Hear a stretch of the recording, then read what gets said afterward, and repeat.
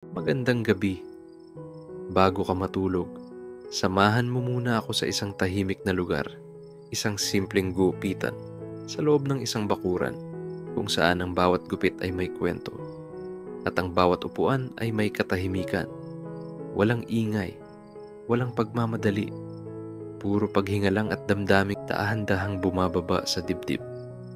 Ito ang kwento ni Mang Ben, ni Nico, at ng gupitang naging tahanan ng maraming alaala. Kaya humiga ka na, ipikit ang mga mata, at hayaang dalhin ka ng kwentong ito sa isang lugar na puno ng kapayapaan. Sa isang maliit na bayan sa gitna ng Luzon, may isang bakurang hindi mo aakalain na may tinatagong kwento. Sa unay mukhang karaniwang tahanan lang ito. May pader na bato, may gate na kahoy, at puno ng gumamela sa gilid. Pero kung papasok ka at dadaan sa sementadong pathway na may luntiang damo sa gilid, matatanaw mo sa may bandang likod ang isang munting gupitan. Hindi ito barbershop na may salaming malaki. Wala ring aircon o waiting area na moderno. Sa halip, may isang lumang upuang kahoy, isang lumang salamin at isang electric fan. Ang lugar na ito ay kilala ng buong barangay bilang gupitan ni Mang Ben. Si Mang Ben ay isang matandang barbero na tila isinilang na may gunting sa kamay. At sa bawat galaw ng kanyang gunting, tila may sining siyang nililikha. Pero ang pinaka-espesyal sa lahat ay ang katahimikan ng gupitan niya. Hindi uso ang radyo roon, hindi rin maingay ang mga dumadaan. Ang mga tao, kapag naupo sa upuan ni Mang Ben, ay parang automatikong napapatahimik. May mga nagkukwento, oo, pero palaging may takdang paggalang. Parang kapag nasa loob ka ng gupitan, hindi lang buhok ang binabawas, pati bigat ng kalooban. Isang Sabado ng hapon, dumating si Tomas, isang lalaking nasa huling bahagi ng 30, mapungay ang mata at halatang pagod sa buhay. Matagal na siyang hindi nakabalik sa kanilang baryo mula nang lumuwas siya sa Maynila. Pero ngayon, tila may hinihila siyang damdamin pabalik sa pinagmulan. Magpapagupit po sana, Mang Ben, sabi niya habang papalapit sa upuan. Tumango lang si Mang Ben, sabay turo sa lumang upuan. Hindi agad naupo si Thomas. Tumingin muna sa paligid, sa damo, sa punong gumamela, sa lumang salamin. May kung anong saya sa kanyang muka at may kirot sa kanyang mata. Nandito pa rin lahat, bulong niya, parang hindi para marinig ni Mang Ben. Hindi lahat umaalis, sagot ni Mang Ben. Yung ibang bagay, hinihintay lang tayong bumalik. Habang ginugupit ni Mang Ben ang buhok ni Tomas, na puno ng katahimikan ang paligid.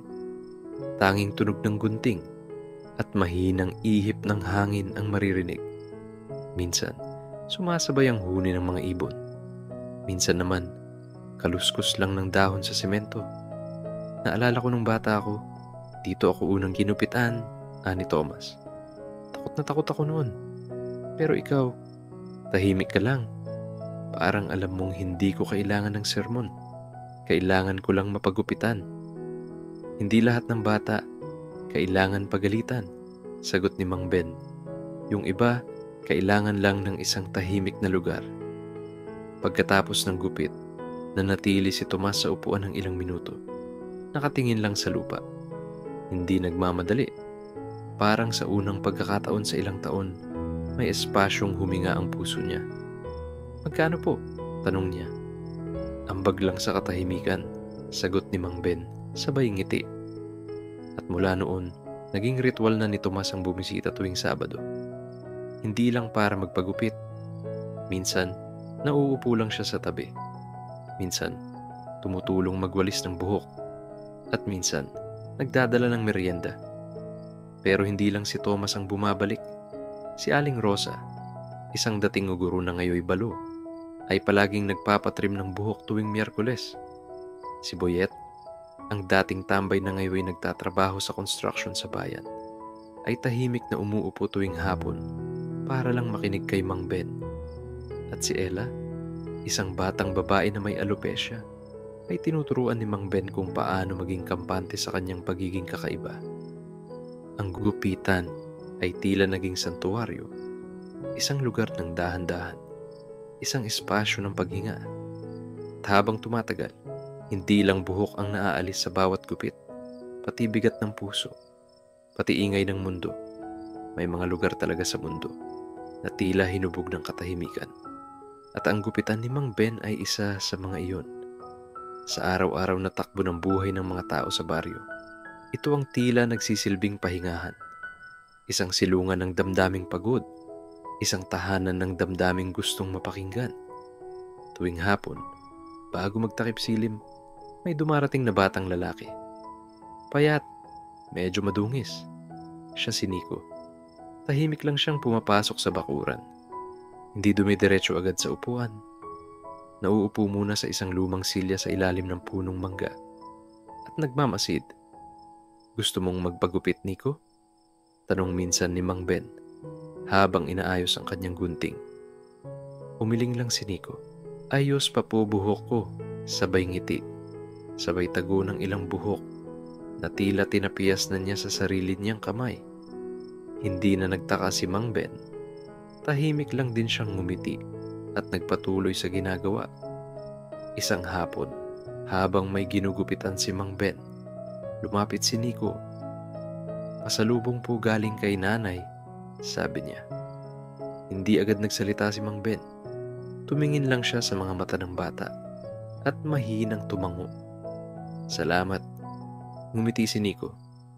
Sabi ni nanay, noong araw daw, dito rin siya nagpapagupit noong hindi pa siya lumuluwas. Unti-unting naging bahagi ng gupitan si Nico. Minsan siya ang tagawalis ng buhok, minsan tagaabot ng gunting, at madalas tagapakinig ng mga kwento. Pero higit pa roon, naging tahimik siyang tagatanggap ng katahimikan. Dahil sa edad na iyon, tila batid na ni Nico kung gaano kahalaga ang marinig ang katahimikan sa mundo. Isang araw, nagtanong siya, "Mang Ben, bakit po tahimik palagi dito?" Napahinto si Mang Ben. Tumayo siya. Nilapag ang gunting at tumingin sa bakuran. Tahimik. Dahil kapag masyado nang maingay ang mundo, kailangan may lugar tayong pwedeng puntahan para alalahanin kung sino tayo. Parang tumigil si Nico. Parang yung pag-uwi sa bahay. Tumango si Mang Ben. Parang ganun. Pero minsan, hindi tahanan ang tinutukoy. Minsan, katahimikan ang tunay na tahanan. Habang dumarami ang mga taong pumupunta sa gupitan, hindi na lang para sa buhok kundi para sa pahinga. Napansin ni Tomas na may binabago ang lugar sa kanya. Hindi na siya laging nagmamadali. Hindi na rin siya palaging nasa telepono. At higit sa lahat, natututo siyang makinig. Hindi para sumagot, kundi para umintindi. "Parang may ginagawa ang gupitan sa akin," sabi niya minsan kay Mang Ben habang umiinom sila ng salabat sa may tabi ng upuan. "Baka naman ikaw ang gumagawa niyan sa sarili mo," sagot ni Mang Ben. "Ako lang ang nagbibigay ng lugar." Minsan, dumadalaw din si Aling Rosa at nagdadala ng tinapay. Uupo siya sa bangko, tatahimik, tapos titingin sa langit. "Alam mo ba," sabi niya minsang may ginugupitan si Mang Ben, "kapag umuupo ako dito, naiisip ko ang asawa ko. Dati, siya ang nagpapagupit dito tuwing Sabado. Minsan, sabay pa kami." Tumigil si Mang Ben saglit. Sinuklay ang buhok ng ginugupitan at tumango. "Ang mga upuang ganito, Aling Rosa, hindi lang sa buhok. Nakakaipon din iyan ng mga alaala lumipas ang mga linggo. Dumami ang mga kwento. Pero pareho pa rin ang bilis ng oras sa gupitan. Mabagal. Walang minamadali. Walang dapat habulin. Minsan, may isang dalagang lumuwas galing Maynila. Si Joyce. Isang arkitekto na stressed sa trabaho na minsang napadaan sa baryo para sa isang project. Nagpagupit siya kay Mang Ben. At habang ginugupitan, Napansin niyang napapatahimik siya sa gitna ng dami ng naiisip.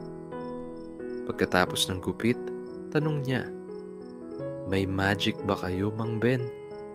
Ngumiti lang ang matanda. "Tahimik lang siguro talaga ang gunting ko." Tumawa si Joyce. "Baka tahimik lang talaga ang puso niyo." Bago siya umalis, binigyan siya ni Mang Ben ng maliit na piraso ng kahoy, hugis puso, na siya raw mismo ang nagtapyas mula sa upuan na luma na. "Pasalubong sa sarili mo," sabi niya. "Para saan to?" "Para maalala mong minsan, tumigil ka." At sa paglipas ng panahon, naging palaisipan sa mga tao kung anong meron sa gupitan ni Mang Ben. Wala namang bago. Wala namang espesyal sa itsura. Pero may bumabalik at bumabalik.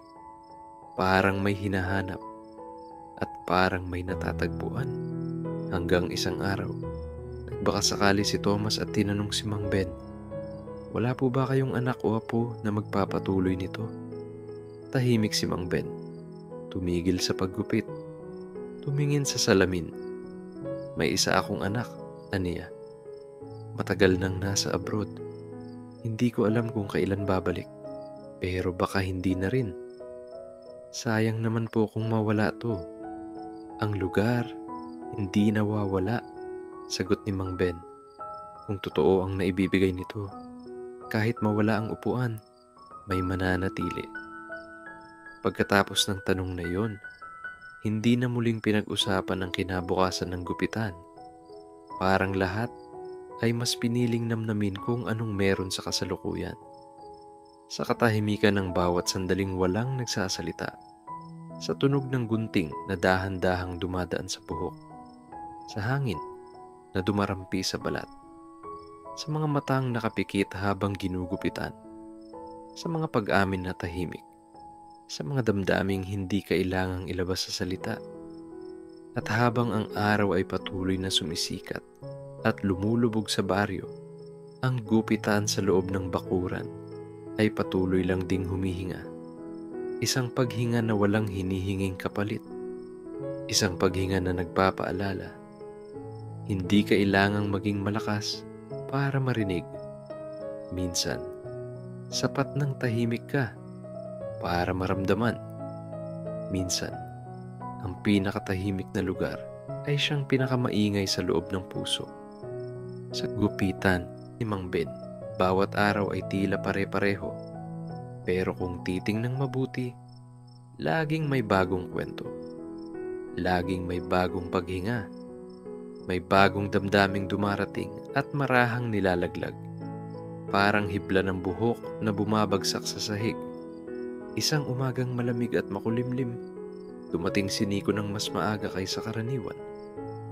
Wala siyang ngiti sa muka. Tumingin lang siya kay Mang Ben at saka marahang naupo sa sulok. Lumapit si Mang Ben.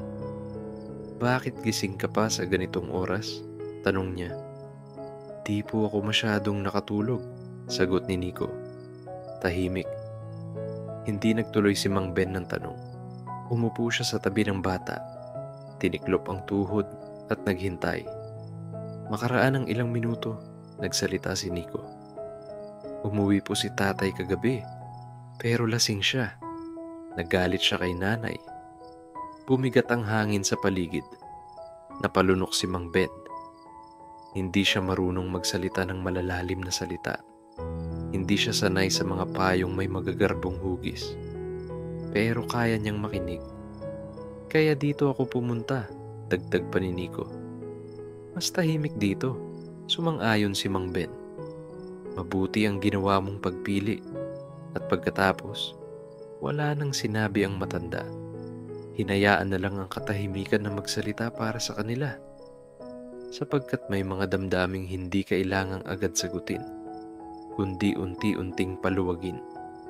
Lumipas ang hapon at dumating si Thomas. Nakita niyang naroon si Nico at may lungkot sa mga mata ng bata. Lumapit siya. Inilabas ang dala niyang hopya mula sa bulsa. "Gusto mo?" tanong niya. Tumango si Nico. Habang kumakain sila, napansin ni Tomas ang tinitingnang lumang gunting ni Mang Ben.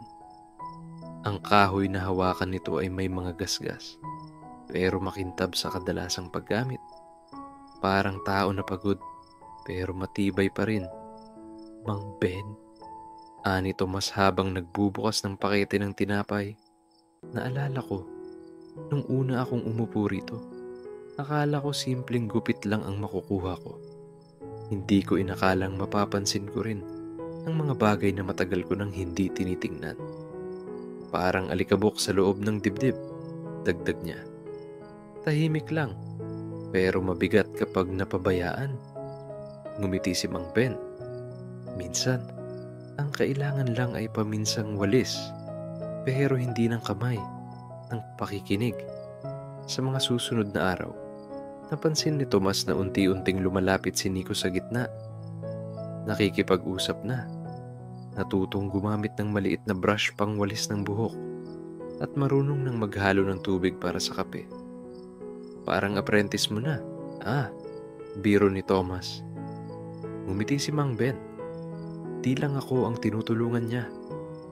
Minsan, may dumaang matandang lalaki na halatang hindi taga roon.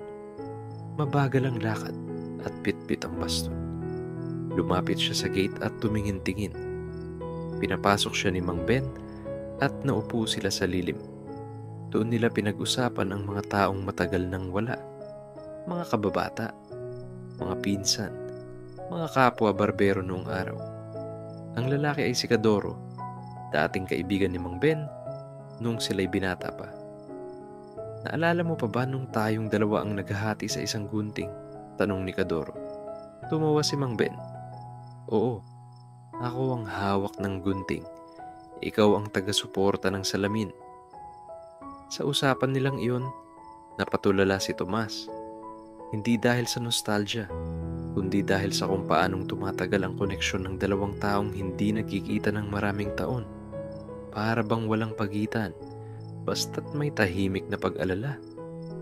Napatingin siya kay Nico at biglang naisip, baka ito ang uri ng kwentong kailangang marinig ng mga bata. Hindi laging masaya, pero totoo. Hindi laging malalim, pero may laman.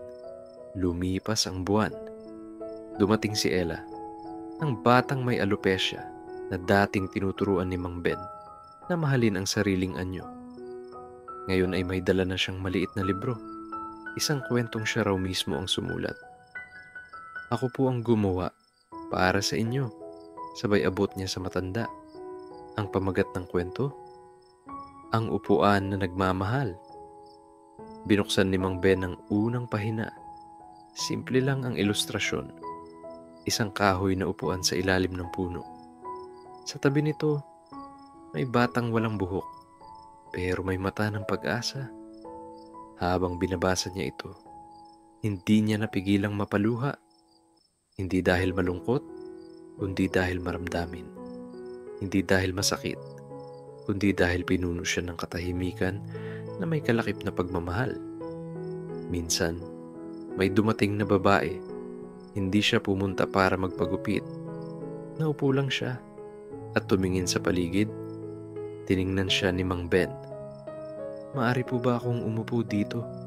Kahit wala akong appointment? Tanong ng babae. Wala pong appointment sa katahimikan, sagot niya. Habang lumulubog ang araw sa likod ng bakuran, unti-unting nababalot ng gininto ang liwanag ang paligid. Ang mga anino ay humahaba. Ang tunog ng electric fan ay halos hindi na marinig. At ang gunting ni Mang Ben ay tumigil muna. Hindi dahil pagod, kundi dahil may oras din para sa pagninilay. Sa mga araw na tulad nito, parang hindi nagupitan ang lugar. Parang templo na ito ng damdamin. Parang simbahan ng mga iniwang pangarap. Parang tahanan ng mga pusong gustong makalimot o gustong makaalala. At si Mang Ben, hindi lang basta barbero, isa siyang tagabantay ng katahimikan, tagatanggap ng mga bigat na hindi sinasabi, tagapagdikit ng mga pusong basag, pero marunong pa ring tumibok. Sa huling bahagi ng araw, bago magsara ang gupitan, sinimulan niyang isulat ang pangalan ni Nico sa maliit na kahoy sa gilid ng pader. Gamit ang patpat at uling. Nico, nakasulat. Tinabihan siya ng bata. Ano po yan? Listahan ng mga taong dumaan at nag-iwan ng katahimikan. Tumahimik si Nico. Tumingin sa pangalan niya. Tapos sa mukha ni Mang Ben. At kayo po? Tanong ng bata. Wala pa kayo dyan. Kapag wala na ako, sabi ng matanda, ikaw na ang mag-ukit.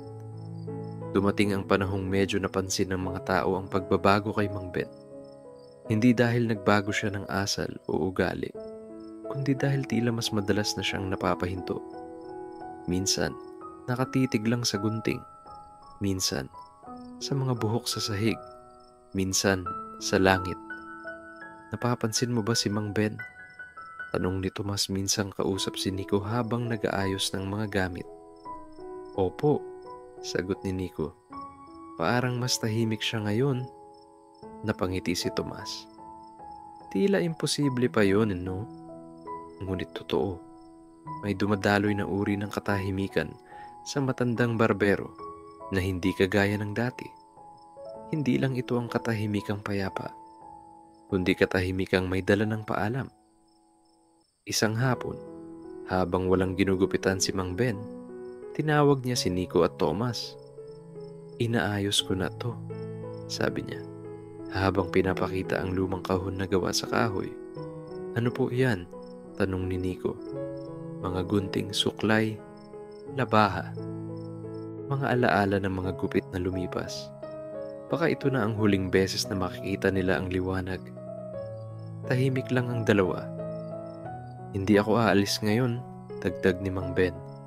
Pero darating din ang araw. Mula noon, mas lalong naging mahalaga ang bawat gupit. Mas lalong naging masinsinan ang bawat pag-upo.